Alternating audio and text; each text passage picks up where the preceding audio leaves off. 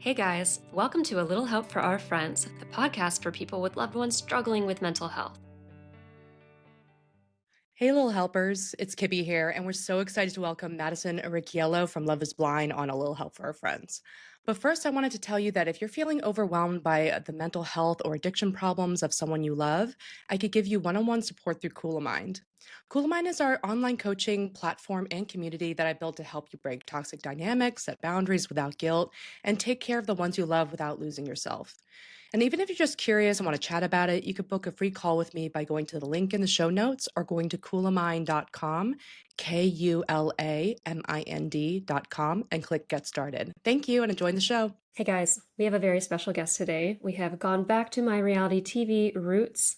Although not The Bachelor, this time we have gone over to Love is Blind, our first ever Love is Blind guest. It is Madison Errichiello. We are so excited to have you here. You were kind of a spokesperson for mental health on the show. We were really intrigued to have you after the conversations about mental health and particularly attachment style that you had on the show. So we're really curious to kind of talk to you about your background and kind of what you've learned along the way. Yeah, I'm excited to be here. Thanks for having me. My first question is, I think I've seen you make a joke about like trauma dumping, like, oh, hmm trauma dumping. What do you feel? Is that something that people post-show have made you feel bad about, or like, yes, okay. Yeah, definitely. I think it's really interesting because, going on a TV show, intending to get married, you have to talk about things that, are in your past. You have to talk about your family. You have to talk about those things before you get engaged. At least I would think so. And so for people like me who do have kind of a difficult past and do have a long history of, different family dynamics and things like that, it can come off as trauma dumping, and especially the way that they edit it. It's very like trauma heavy. Like they kind of made that my story. Although, like, when you do actually get to know me, that's not how I handle things. That's not who I am. Like, I don't wear this trauma as like a coat. So yeah, I think a lot of people are like, she trauma dumped and then, left the pod single, but it is what it is. I didn't know that that's what they said. That's Oh terrible. yeah. Terrible thing to I say. mean, there's lots of noise. There's lots of things being said about it. But at the end of the day, like that's my story, and I think it's really important to share. Yeah, I mean, it's an interesting concept telling somebody that they're trauma dumping when it's like, exactly as you said, you're there to have a very serious relationship that you hmm have to form in 2 weeks. Um, Less. less. Yeah. Yep. And it's like, what information about me might be relevant? Well, maybe it's how I see the world and how I show up in the hmm world. What has, crafted that and shaped that? It seems pretty relevant, but yet there's this term. I was having a conversation with a follower about this where she's just like, I hate this term. It's like, it makes hmm it seem like a bad thing to talk about your traumas, but like, why keep that a secret, right? Like, or why just like give people little spoonfuls? I mean, I can kind of see the dialectic of it of like first date, revealing your entire life story, but on the other hand, you don't have much time on that show. Yeah. I mean, it's literally you have a week's time to get to know someone and then get engaged to them. So this isn't typical dating, right? Like if I'm going on a first date with someone in the real world, I might jump into some like, oh, like I lost my brother or things like that. But like I'm not going into depth about any of my family dynamics or, whatever. But like when you have the intention to get married within a week's time, you have to talk about that stuff. And I think what I found is the people who haven't necessarily experienced trauma in that way, they are the ones who are talking about it being trauma dumping. They just don't understand. And then the people who have experienced that trauma are like, oh my gosh, I see myself in you. Thank you so much. Like, bringing awareness to this on a reality television platform has been really helpful to a lot of people as well. So there's definitely two spectrums. Well, it's kind of funny because The Bachelor literally demands it. I mean, we're known for our dates being like quote unquote trauma dump dates. hmm So yeah, so that's just an aside. So funny. What? what about that dating context of Love is Blind brought up what kind of trauma? Like when I imagine like, with dating and getting in relationships and starting to connect to people, a lot of our, our past and our like mental health comes up and gets Hmm. triggered and gets, challenged or we have to work through it. What what came up in that setting for you? Yeah, I mean, I think there's a point in the show where I say, hey, like, if I'm too much for you, let me know. Like, if you want to find someone who's experienced less in life or who's gone through less in life, let me know. And I think that was kind of uh, a hard place for me to exist because I have experienced that in past relationships of just feeling like I'm too much or feeling like my past is too much or and I've done a lot of work to kind of heal those childhood wounds and start moving forward and being more secure in my relationships. And I think that's why I can be so open about it. But in the case of like Alex, instead of him seeing, oh, she's being really open, she's being really vulnerable, and she's sharing this information with me because she's worked through this clearly, it's, oh, well, that scares me. Like that really terrifies me. And so I think that was kind of my biggest hurdle of, you know, feeling like I was too much. And then when I was met with that uncertainty, it pushed me to be like, well, no, like I promise I'm worth it. I promise, like, don't leave. Like I promise I'll show you. So I think that that was really hard to watch back for sure. Yeah, I noticed that dynamic, and I mean, I didn't find you hard to watch, but I did notice that dance that you were in of kind of like, wait, I have Mm-hmm. to like, I have to reverse a little bit Mm-hmm. and try to like comfort you, and I'm not terrifying. I'm not like somebody that you have to be afraid to be with. Mm-hmm. You can't handle, and that, that was a little bit upsetting. Would Yeah, it was. um would you mind telling us a little bit about your upbringing? Yeah, I mean, it's interesting because I think people who, watch the show, it's funny how their view on life shapes the way that they interpret things, right? So, a lot of people were like, "How can you say that your parents were drug addicts, but they were also Christians? Like that doesn't make sense." Or, like just things like that, which two things can exist at once. But Not on how social media, Madison, I'm sorry. No, I know. Nuance nowhere to be found. Um, but I kind of, portion my life out in like three different sectors, right? So I was born in Indiana, but my mom quickly moved back to Wisconsin to be with her family. And that's where she met my stepdad when I was 2.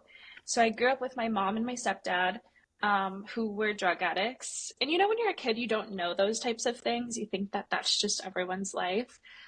So it's not until later that you start to be like, oh, that was messed up. That's not normal. Um, and yeah, so then my dad got custody of me and he lived in Indiana. So he got custody of me when I was 9, which tells you how bad things were because how often does a dad get custody in a different state, where the mom doesn't have necessarily like visitation rights? I still visited her, but it was not necessary, Yeah. legally. And so, yeah, moving from that drug addict kind of like free reign, like I would wake up in the morning, get myself to school, like walk myself to school, like in elementary school, just very self sufficient, took care of my brother. And then moving into a household with my dad when I was 9, and he was married to my stepmom, and they were very devout Christians, very conservative.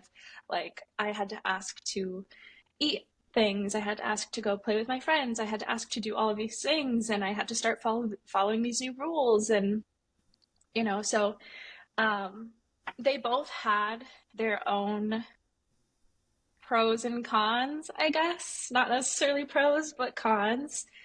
They both had their own different hardships. So I feel Yeah. like I've lived like two different lives. And then, finally, like my adult life is me in Minnesota. But yeah, I think that hopefully kind of explains it a little bit. With such different households, what tends to come up for you in relationships? My question is from when you're saying too much, that can mean so many different things. What for you felt like, uh-oh, this definitely came up in relationships and it was hard for people? Um, I mean, I think the aspect of too much is just wanting too much or requesting too much from people, like requesting too much loyalty or requesting too much when it comes to trust or things like that. And I think also growing up having to be very like acclimate to different, environments so quickly made me sort of this people pleaser as this sort of like survival, like protection technique. And so that turned me into this like, well, it's whatever you want, whatever you're comfortable with, and I'll just go with the flow. But that made me like so miserable, to the point where it caused resentment, in my relationships too, on my side. And um, being able to voice that has been a challenge, but you know, I've figured it out along the way. But yeah. I'm like, my mind is going in a couple of different directions. Uh, Yeah. I kind of want to return to your childhood in a second, but I think that Hmm. a big theme of today is going to be talking about relationships and how this has influenced you. Hmm. Um, One thing we see when people have a chaotic childhood is that, especially if there are attachment wounds, is that they will reenact the attachment wound and try to win this time. So they'll find somebody who is similar to their Hmm. father or mother, right? And then but try to beat the dynamic. Like, if I can get you to love me, then I'll win and I can heal this wound. And that often is a losing proposition. Hmm. And so then you just lose and lose and lose and lose, and it gets worse and worse and worse. The other thing that I feel like I see from people who maybe didn't feel like they had unconditional love growing up is a desire for unconditional love in a romantic partner. And I mean, we all like want that, right? But in a way where they're asking maybe too much of their partner because they're asking Hmm. their partner to fulfill what they should have gotten from their parents. So you said like you're asking for too much, and on one hand, it's like, are you asking for too much because you're looking for that relationship you never got, or are you asking for too much for the people that you're with because those people are just fundamentally not going to give you very much? Do you have any idea if you're even like in Hmm. either of those buckets or some third option, if that made any sense? Yeah, I think it's definitely both. It's a both and situation. I've Love been in situations. relationships. Yeah, I've been in relationships where it's like, oh, me asking too much is me asking you to be faithful to me and stop cheating on me.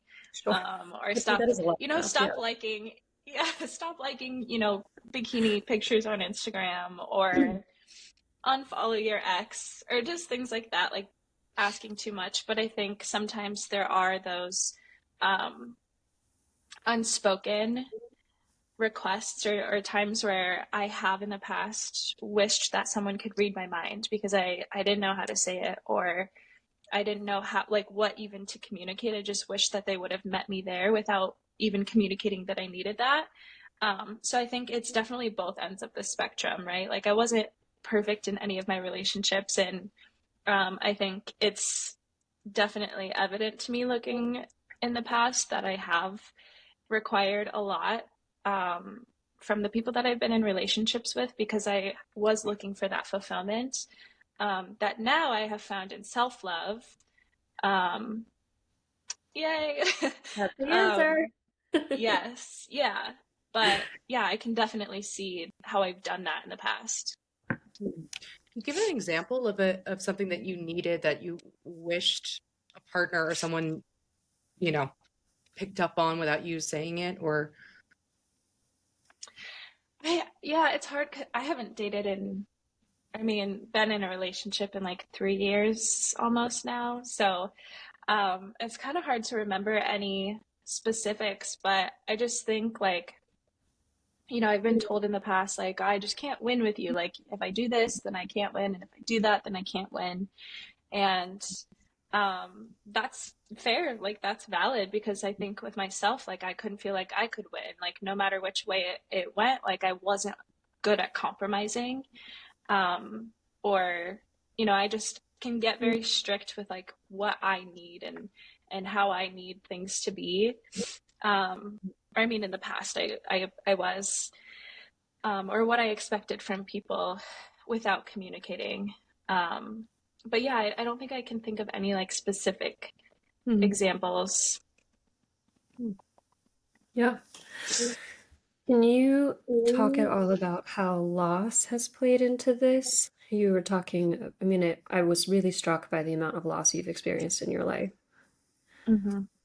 Yeah, I mean, there's the loss of like physical loss, like death. I've lost my stepdad to a drug overdose, and I lost my brother in a car crash very suddenly. So all of the loss I've experienced has been very sudden.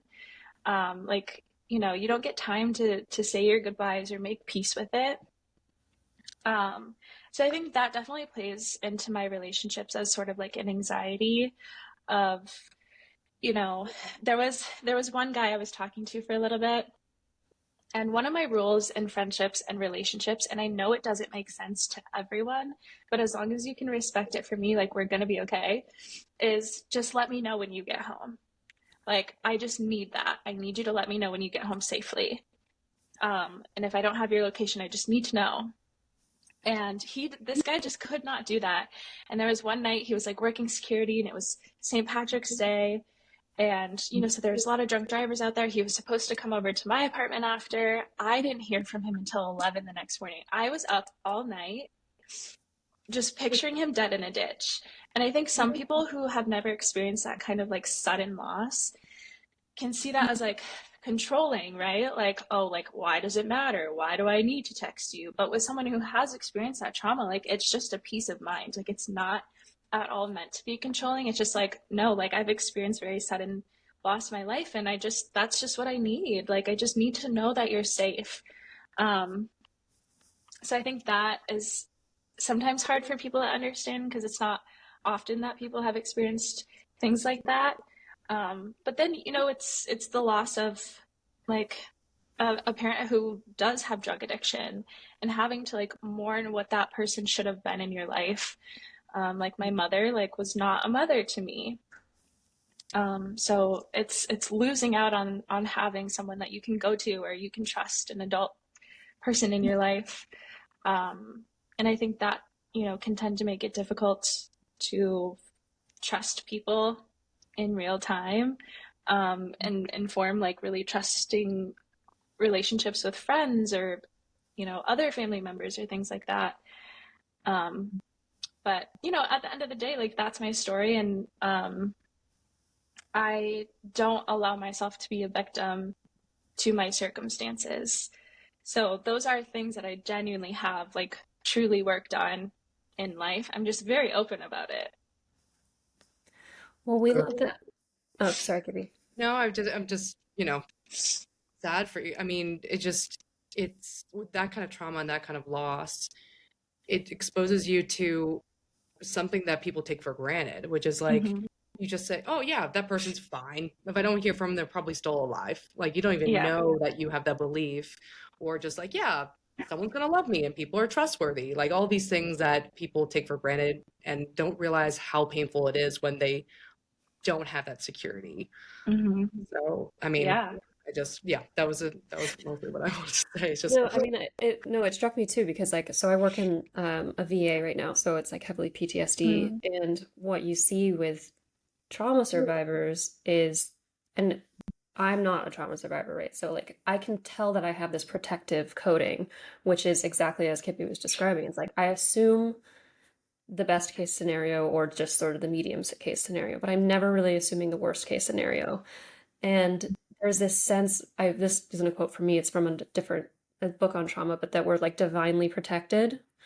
So even if like I'm not religious, but I still, there's this sense of like, yeah, like I'm protected. Like everything's gonna be okay. I'm not one of those people that these things happens to. And Mm-hmm. then one of these things happens to you and you become that person. And then there's a kind of reverberation of like, oh, this isn't the world I was living in yesterday. Did you ever feel like you had that kind of protective coding, or I mean, you were living such an abnormal life from Mm-hmm. so early on. And just so you know, also the three of us in this room have someone in our family who abdicated their mothering duties to drug addiction or alcohol addiction. Mm. Not my mom is my sister, but Libby's mom and your mom. And so there's this interesting thread among the three of us today. Wow, we're all connected somehow. We're Cheers. never truly alone. Yeah. Yeah. We all get it. We don't Yeah. take anything for granted. Yeah, I mean, no, I don't think that I have ever truly felt like I've had that protective coating. Like, I think that protective coating is me and my own self. Like, it's me going inwards. It's me, like learning about disassociation and how that's developed as a child was crazy to me because as a child, I I didn't I don't remember thinking, "Oh, this is so bad." But, looking back, I'm like, "Oh, I created these patterns and these behaviors of self-protection and, like extreme sort of independence that kind of gets on people's nerves in my life. Like they want me to depend on them and then I'm like, no, no, no, it's good, it's fine." Because yeah, that's the only thing I've known. Like the only person that has ever truly protected me is myself. So I don't know what it's like to have, that worldview of like, oh, things will work out. It's like, I don't know what that's like. Yeah.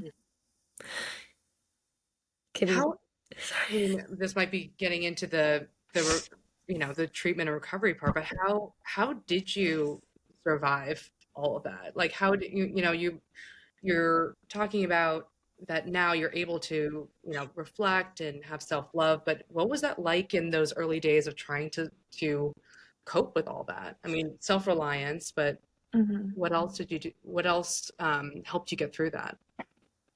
Yeah, my therapist reminds me all the time of like, just ever since I was a kid, I've just had this weird resilience. Like, I just, don't allow things to truly, truly break me.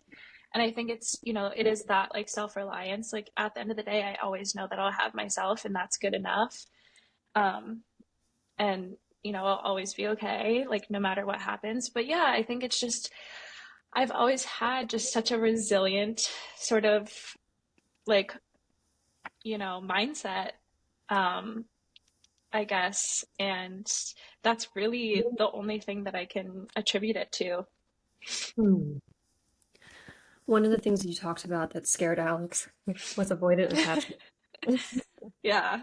You know my thoughts on this because you listened to the episode, but I was wondering if you Yeah. could describe what you meant by that because I feel like as soon as you said that, everybody else sort of superimposed what they meant by that on top of you. Yeah. No, I mean, I think you made a really great point. Like, if I wouldn't have identified that way, I wonder if people would have given me a little bit more grace because it was a lot of like projection in my comments, right? It was, oh, well, I dated this person who was avoidant and they ruined my life. Hmm. And like I did it. It's just like it's like they're experiencing my story from their point of view, their worldview, right? So I get it. It's a lot, but I get it. Um, but I think what was really missed was he identified as an anxious, right? Do I think he's an anxious? No, because he didn't act that way. Um, if anything, I think he displayed more avoidant behaviors than I did. And I think people just they hear it and then they take it as truth, right? But I think what I saw on the TV and what I experienced for myself was me continuing to be like, hey, I'm going to show up in this relationship securely. I'm going to be vulnerable with you. That's not what an avoidant does. Like, if I'm scared, I'm not going to share this information with you. I'm not going to give you my bear. I'm not going to, like I was continuing to show up for him and show up for him. And it was like, no matter what I did, he just wanted to push away and he wanted to run. Like at the end of the day, that was just going to be, it just wasn't going to work. So yeah, I think it is interesting how what I showed versus um, what I said was taken more heavily than my actual actions, Yeah. if that makes sense. Hmm. How do you actually feel about your attachment style? I mean, it's funny, right? Because you can feel super healed, and then the minute you start getting into like a relationship or a situationship with someone, it's like, oh, now I'm suddenly having to like face these fears again.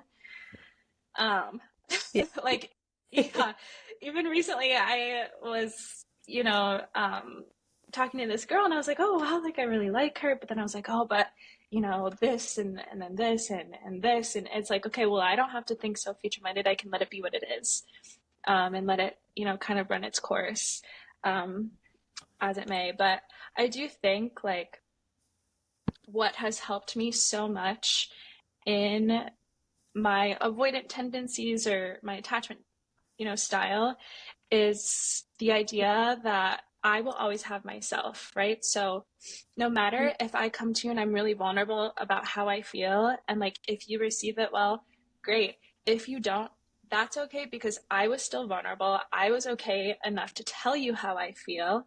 And if you can't reciprocate that energy, then like you're probably not my person, and that's good. That's like, how relationships are. Like if if you can't receive this well, then maybe this doesn't work out. But I think just knowing that it's not about feeling safe with that person, it's about feeling safe with yourself and safe enough that no matter if I'm vulnerable, I'll always be okay because I have me. Does that make sense? Yeah. Yeah, but that sounds really healthy. That doesn't sound avoidant at all. But Well, I yeah. I agree that avoidant attachment gets such a bad rap. Like I think that it's like Yes. toxic and, yeah, and narcissistic, but it just, I mean, I think Jacqueline and I have both talked about our avoidant attachment styles, but mostly because Mm-hmm. we've, when you experience relational trauma or someone not being available, it's scary to have to then trust somebody, right? Because you don't know Yes. that's going Yeah. to happen. So yeah, you tend to be a little bit more like, um, I guess it's all insecurity, anxious or Mm-hmm. avoidant, but it's just like where do you feel more safe in yourself or trying to cling to the person? And Yes. actually, I Yeah. find that people do both. It's not like Mm-hmm. avoidant means that they're fuck boys or whatever, right? It's just I don't know. Right. Now I'm going on a rant, but No, I mean that makes sense. I think it like I have obviously done work. Like you're literally propped up on the book attached right oh now. yeah, Um, that but book.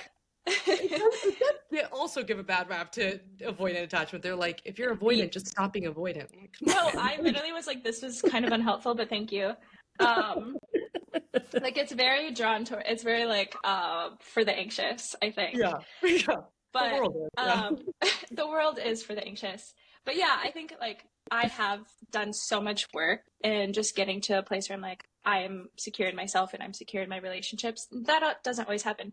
But the funny thing is I have been very anxious in relationships in the past. Like I'm not always an avoidant. And I think different people can bring out different aspects of you, which is also heat I got from the show is like, you're two different people. Well, first of all, it's editing. But also, that's just humans being humans, right? We all have different relationships with each other. Um, but yeah, I've understood, like, I've been in the mind of an anxious before. I think, that quote on TikTok where it's like, and who set that system up? That's how I feel, where it's like, I've been so, like, betrayed, specifically by men in the past that it's almost gone from like anxious to avoidant. Like I've overcorrected to now I'm an avoidant and now I don't want anything to do with you and like your energy. Mm-hmm. Makes Is sense. it different with women? Um, I would say yes, I tend to be more avoidant with women. Oh, Um, interesting. yeah, but I think that's because it's a lot more emotional. Like you get deeper emotionally, quicker. With men, it's like they're okay just like being really surface level for a really long time. And sometimes I can be okay existing on surface level for a really long time. Um, and so, yeah, with women, I think I do tend to be a little bit more avoidant. Um, because with men, it's just easier. Like, I'm not scared of hurting them. But with women, Mm, it's just so much more intense. Like I remember mm, I went on a date with this girl, like I went on maybe two dates with her And then I didn't text her back like for like 4 days. And by the time I texted her back, she was like, honestly, F you. I don't know if we can cuss on here, but she was like, honestly, F you. And I was like, what? Why? And she was like, I didn't hear from you for 4 days. So it's just things like that where I'm like, I tend to Wow. be more avoidant because it's so much more intense. Right. And then, with men, it can be casual for a longer time. Can I ask you what intensity brings up for you? What these emotional conversations feel like for you that makes you kind of want to back away? I don't think it's necessarily the emotional conversations. I'm okay having intense conversations. I think it's the feelings that come with it, Hmm. right? Like it's the feeling connected to someone when you share those emotions with someone. Um, that kind of makes me take a step back. And I think in some ways it is healthy, right? Like you want to be safe about who you're sharing information with or who you're connecting with emotionally. Um, but yeah, I think it's more so just like a scary thing to get vulnerable with a new person that you're romantically interested in. And that kind of makes me take a step back sometimes.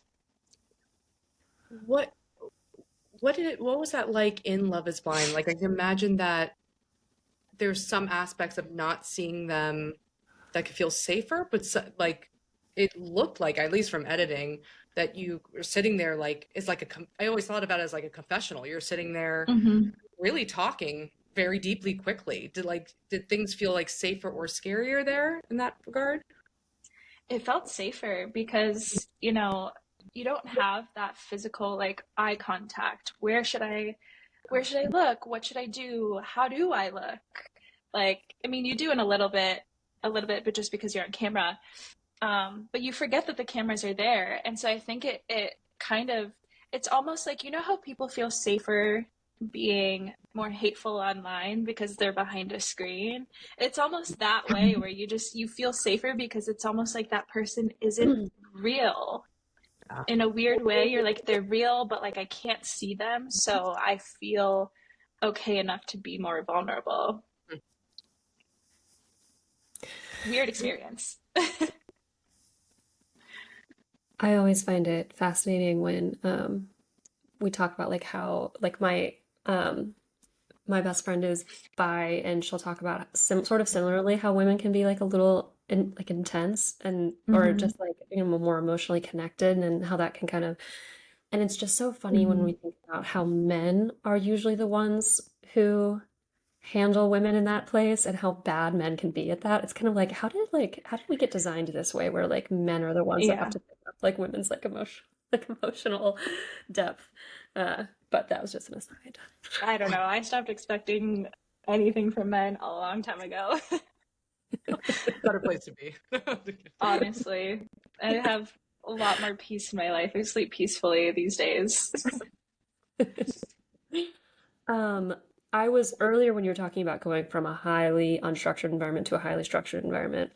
One of the thoughts I have is like sometimes kids who grow up without structure really gravitate towards structure and need it and love it. But it also seems like for you it was overcorrected. And now I know you're an artist, which is Hmm.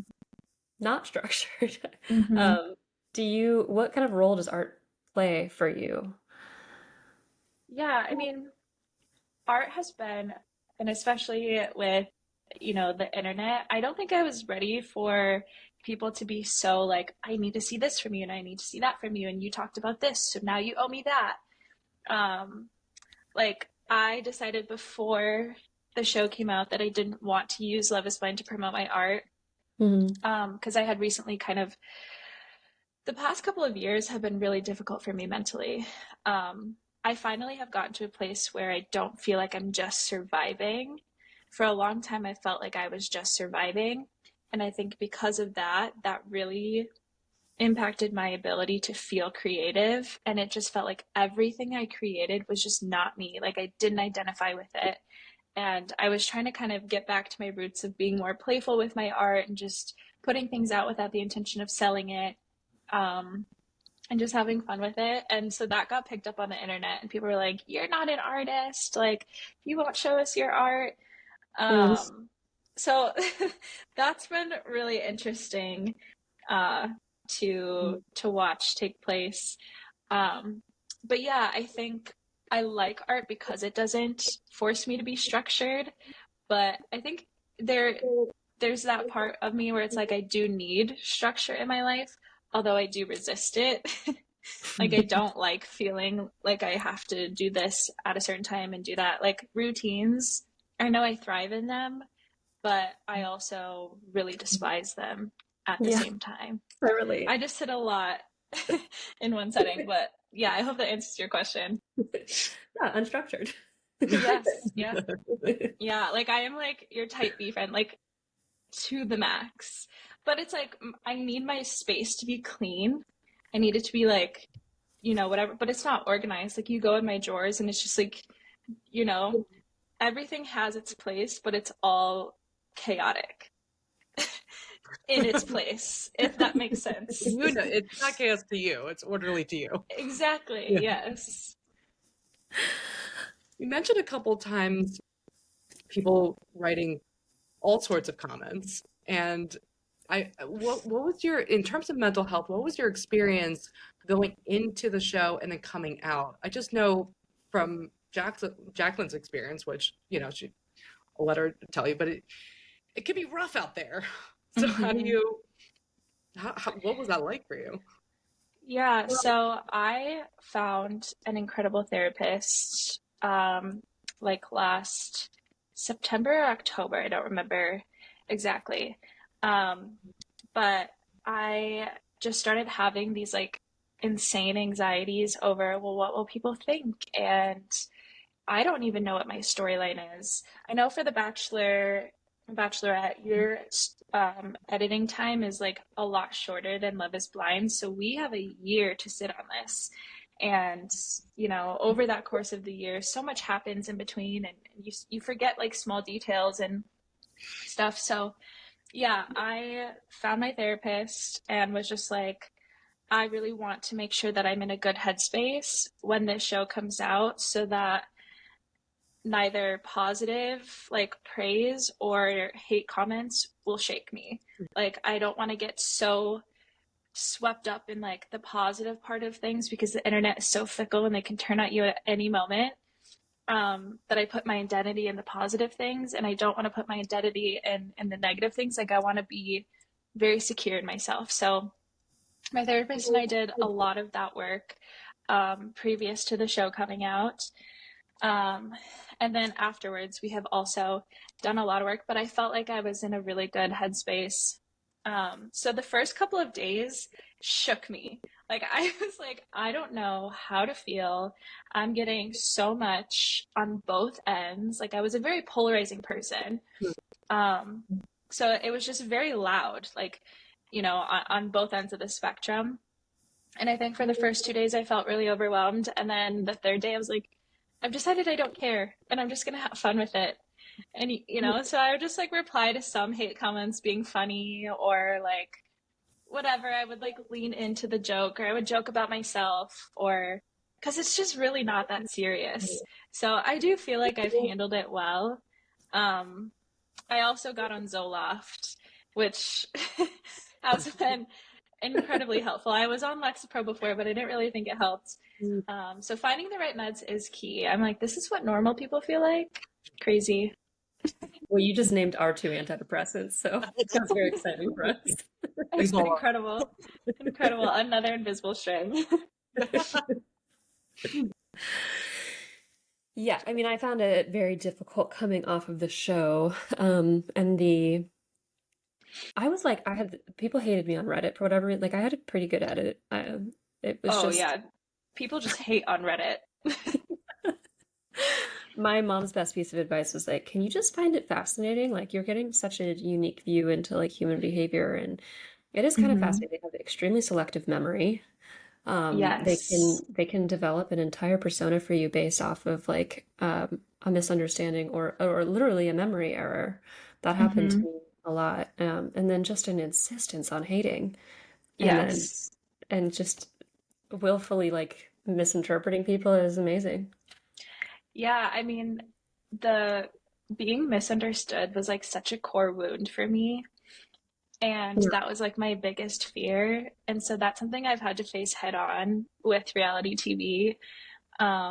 It's just like, yeah, you just have to let people misunderstand you and you don't have to correct everyone because even if you do, they probably don't care. Like some people truly just want to misunderstand who you are, and some people truly just want to hate. And there's no reason to give energy to that because they're probably really miserable. Hmm. Did you, I mean, even if you're like this projective test mirror for what people are feeling, did you get a sense that people wanted to read something in you? I know we talked about the avoidant piece, but is there anything that you could feel like people got the impression of or wanted to see in you, or like what happened to the audience when you look at like how they're reacting to you? It's funny because I truly have stayed on like a very positive side of the internet. And like when the show was coming out, I did not scroll on TikTok. Or if I did and I saw my face, positive or negative, I would scroll past it. So a lot of the time, I don't really know exactly what people are saying about me. Like I don't go on Reddit. I don't like, you know, Or um, yeah, playing like, more self-control. well, and I it's feel like like, yeah, at first I was like the first day, and then I was like, this is so unhealthy. Um, and so, yeah, I just kind of created those boundaries within myself of like, okay, I don't actually need to know what everyone thinks of me because I know what I think of me, and I know what happened. But I think, I mean, there's, a lot of different narratives of me, like I'm a man eater or I'm whatever, which that's not an insult, by the way. Like, if anything, it's kind of a compliment. Like, thank you. Like men being like, I'm so scared of her. And I'm like, you, as you should be. Um, but I think at the end of the day, I've been able to see it as just projections of their own experiences and how they feel about themselves. So none of it I've taken personally. Um, and I think that's why I can't really provide like a great example, but it slips through the cracks sometimes. Like sometimes I'll see this hate comment or that hate comment or whatever, but I'm like, oh, that's so sad for you. It's a very protected attitude. I was definitely Googling myself endlessly, looking myself up on Twitter. There's just something so fascinating about seeing how people saw me, and I Mm-hmm. still find that interesting. Obviously, there was an ego, massive ego portion to it as well. And then reality TV, kind of the aftermath. Like, I mean, I wasn't necessarily that famous afterwards, but my friends were, and that was back when The Bachelor could get you 1 million followers on Instagram. And so the after effects of the show kind of pull your values in different directions. Like, are you going Yeah. to be a star fucker, a social chaser? Like, are you going to disown friends who have bad reputations because their edit sucked, or I Mm. don't know, because things came out about them on social media. So that's kind of all part of it as well. Do you feel like you've had to navigate any of that stuff? I mean, it's funny because I just don't feel different. Like, I don't feel like this has necessarily, like, yes, it's changed my life in the Hmm. sense of like, I'm getting a bag now. Like, I got signed really quickly. Um, I think I was genuinely so surprised at number one, the amount of screen time that I got, Hmm. and number two, how quickly I blew up. But it's like I thought things would feel differently and they don't. Like I still feel very much the same and I still feel very much grounded in myself. Like I don't know, it's cool when people come in, they're like, oh my gosh, like you're Madison from Love is Blind. Like that's always really fun. But it's more so like I don't see that as me being this celebrity or anything. It's more so just like, oh, like I'm meeting my friends, like I'm meeting new friends. Um so yeah, I think in my mind, I really haven't felt that change. But I definitely have had to be a little bit more careful about, like the types of people that do want to be my friends now. I have experienced that where I have to question people's intentions of like, oh, like why are you so like intense about being my friend right now? Um, but yeah, other than that, I don't think anything has genuinely really changed for me. This is a question I could ask for both of you, but on the flip side of the negative part, is there anything you've learned about yourself for being in such an intense dating, you know, public dating spheres? Like anything, I imagine just like looking at yourself, even just on a screen and just, noticing things about you or just learning from the experience of being there. Is there anything that you're like, oh, huh, I know that about me now? Um, No, I Jacqueline's like, no. I I have, but I would rather hear her talk. I think, yeah, the only part that was really interesting for me to watch back, I mean, like you've been saying, Jacqueline, like it's interesting to see how people perceive you. And, there were moments where I was really good at deflecting on TV. And I didn't realize that that's what I was Hmm. doing. So, like, when I come back in and I'm like, oh, breakups taste good, and people are like, you were so happy to send him home. First of all, I didn't know he was going home. I had no clue. Like he still had a connection with Meg. I wasn't sending anyone anywhere. Secondly, I was really hurt, but I didn't want to come into a room full of people acting hurt because myself, like how I grew up, I can't show that emotion. I have to be brave. I have to, put on a brave face, and I don't want to show people that I'm hurt because I don't want them to think that I allowed someone to like take my power from me or whatever. Um, and so yeah, I come in and I'm like, oh, breakups taste good, but I was deeply, deeply hurt. Um, and so I think that was the first thing where I was like, oh, I'm really good at deflecting. And then I think the second one was watching me chase after Alex when it was very clear that he was like putting up all these like guardrails for me. And I was like, why did I think I deserved that? Like, why was that the one thing that, I was so sure on when I had so much affirmation coming from other connections? Why was it the one that I wasn't getting that from that I went after? I think that Do, was a very eye opening moment for me. do you have an answer to that question? I mean, I think it's just rooted in the trauma of like needing to prove to people that I am a worthy person of, I'm worthy of their love and I'm worthy of their trust. Um, and yeah, I think that's been kind of a pattern in my life that all came to a head on that show. Um, it was definitely a pattern that I've seen in the past, and then got to experience it real time from like a different point of view. Wow. Jacqueline, what did you learn about yourself? I mean, from like watching the filming back, Either the experience or watching it back? from the filming it back, I learned I'm sort of an aggressive kisser. So that was the first thing. Oh, Um, I hate to see myself kiss, like that's Oh a my really gosh, I'm private actually thing, so but glad I didn't. it's okay because I know I'm a good kisser. So I was watching back, I was like, this is interesting, but whatever. Um, It's so funny. I think I actually came across as pretty. I liked how I came across with Ari. I felt pretty cool, confident, like, so I don't know. But I mean, I think most of what I learned about myself was afterwards. Like, I learned that I am capable of like sticking to my values and not disowning friends and like not playing too much into what I think fame was pulling me to do. But I also learned that like I'm very susceptible to my ego in other ways. And like very susceptible to envy. I don't know. I mean, there's on another podcast that's about us, I can probably come up with more stuff, but I don't want to Well, keep talking too much. I'm really curious to know like what was the internet like around the time that your show came out? Because I feel like the internet now has such a grasp on reality TV and how people want to portray themselves. Like, was that Mhm. like a big influence for you or how people did portray themselves? Yeah, I mean, I think a couple things. So my season aired in 2018, and that was the height of like the woke movement. So there was a lot of angry liberal energy, and like I'm more liberal, right? So I'm not like this isn't me getting, pro-Trumpy or anything, but Okay.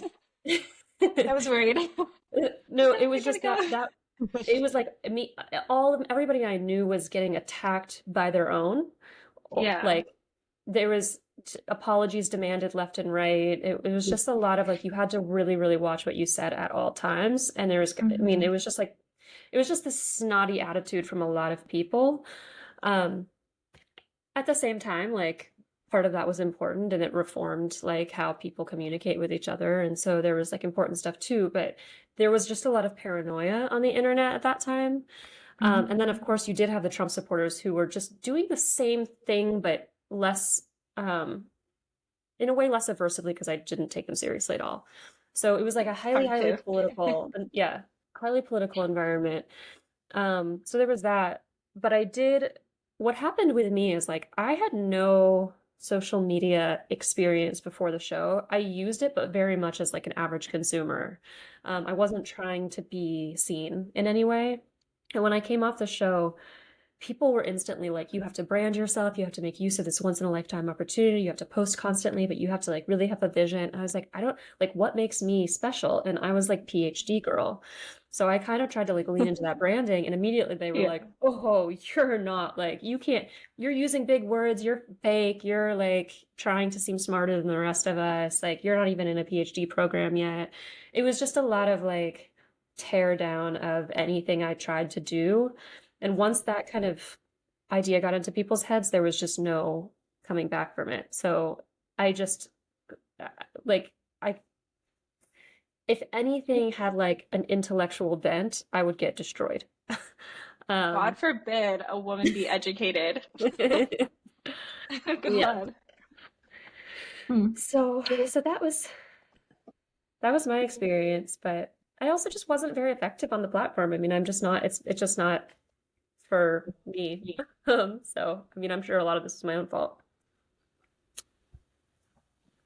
Oh, that's super interesting. I mean, yeah, I definitely have gotten that same, like, you have to start branding yourself. You have to start, you know, which is fine. I think that is something that I can naturally just do. Like, I have worked in social media before, I have worked in corporate. So, like, I understand kind of, the content pillars, and yeah, I get all of that. But I think it's interesting the way that reality TV has kind of morphed into this, like, especially I saw this with the men on our season. Like, I don't want to say anything that could get me canceled. And usually it's just their beliefs, like what they truly believe would get them canceled.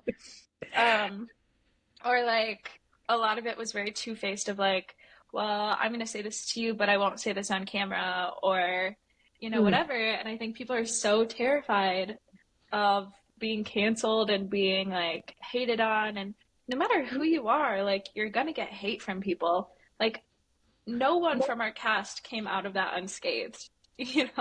And so it's just Yeah. like, if you're going to get hate, then be hated for something you actually want to stand up for, and the type of person you're going to be. Like, that's kind of my motto. I mean, there is something though, there is something about you that people seem, there's some confidence about you or effectiveness about you that seems to rub people, certain people the wrong way. And it kind of feels sort of similar to my situation, but more from like who you are, what your vibes are, than like the education part. Of just like, I mean, I see it all the time, like women who are like confident or have it going on, they often get torn down. And I don't Mm-hmm. know if it's more by other women or other men, but some of that seems to be Well, operating on you too. yeah, but this is happening on a larger scale, but I do feel like I've experienced that just throughout my life on Hmm. personal levels. Um, I feel like I've been in relationships with men who feel like they have to humble me because, they think I'm trying to be better than them because I have a better argument or I say things better than they do, um or it's women who think that I'm trying to be better than them just by existing. Also, sorry, my dog's drinking water and he's really loud. He always does this when I'm like in meetings or in interviews. um but No yeah, worries. I've experienced that a lot of just people feeling the need to humble me, and I am able to not take that personally only because I'm like, I see that that comes from a deeply insecure place. in your life. Hmm. And there's something in me that causes you to be insecure, but that's not on me, that's on you. And I don't know, like, what's that got to do with me? I don't know. I don't know. I mean, on the one hand, you've talked about like insecurity within relationships and having to grow up Mm-hmm. very alone and, worried that people will leave. And on the other hand, you have this really confident persona that people can object to. Like, where do you think that confidence comes from? Mm, I mean, I think it is just that thing of I've had to be that way. I've had to be really strong. I've had to stand up for myself. Like, I Mhm. wasn't always this way, you know? But I've had to learn how to exist in the world as like the only person who's going to speak up for myself, Yeah. or, you know, the only person who at the end of the day is truly going to have my back. Like when I don't have parents who I can fall back on for support, or whatever, like I just have to be confident in my decisions. Like I don't have a safety net. I've had to be very sure of myself and very sure in the decisions that I make, because all I have is me. And I also just think like I'm a Leo, like I have this like fire about me of like you're not going to tell me what to do, or I get to decide who I am. Like you're not going to tell me who you think I am. Yeah. So not to make everything about astrology, but yeah, I do think it's just that resilience of I get to decide who I am. You like we could hear the work that you've done and the self-love and the confidence. I mean, even to the point where you're not giving in to the curiosity of reading everything on Reddit and TikTok about you.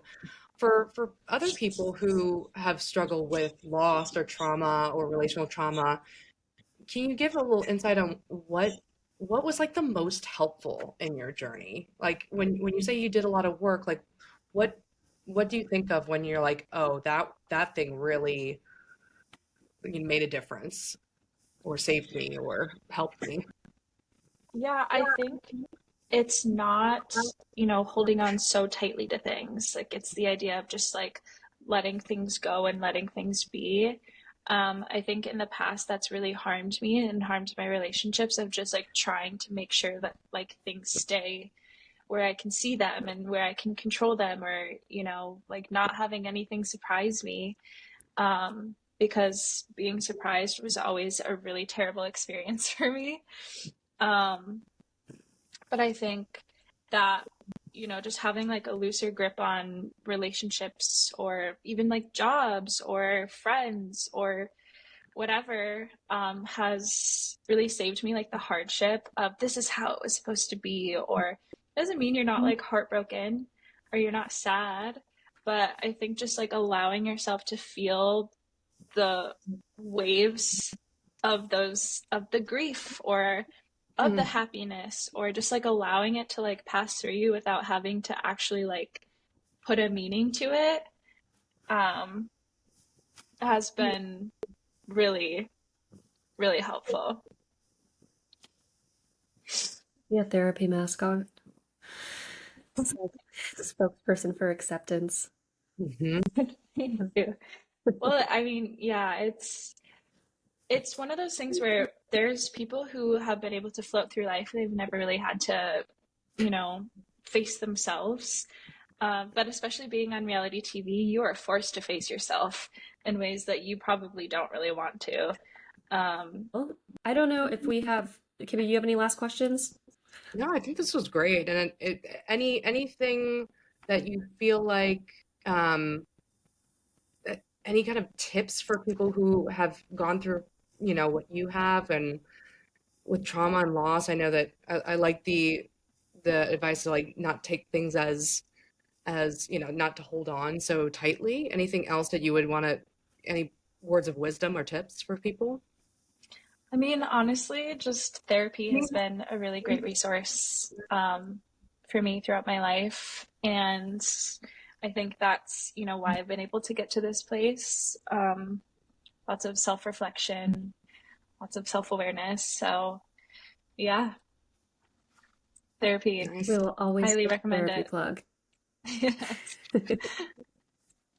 Okay, fabulous. Anything that you want to promote of your own? Where can people find you?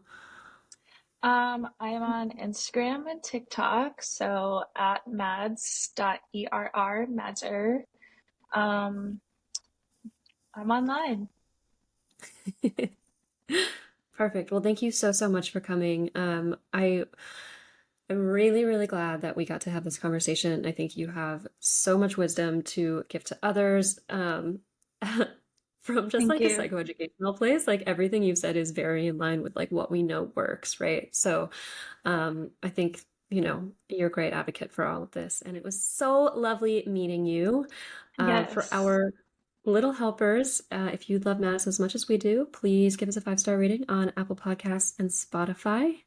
And we'll see you all next week. By accessing this podcast, I acknowledge that the hosts of this podcast make no warranty, guarantee, or representation as to the accuracy or sufficiency of the information featured in this podcast. The information, opinions, and recommendations presented in this podcast are for general information only, and any reliance on the information provided in this podcast is done at your own risk. This podcast and any and all content or services available on or through this podcast are provided for general, non-commercial informational purposes only and do not constitute the practice of medical or any other professional judgment, advice, diagnosis, or treatment, and should not be considered or used as a substitute for the independent professional judgment, advice, diagnosis, or treatment of a duly licensed and qualified healthcare provider. In case of a medical emergency, you should immediately call 911. The hosts do not endorse, approve, recommend, or certify any information, product, process, service, or organization presented or mentioned in this podcast, and information from this podcast should not be referenced in any way to imply such approval or endorsement.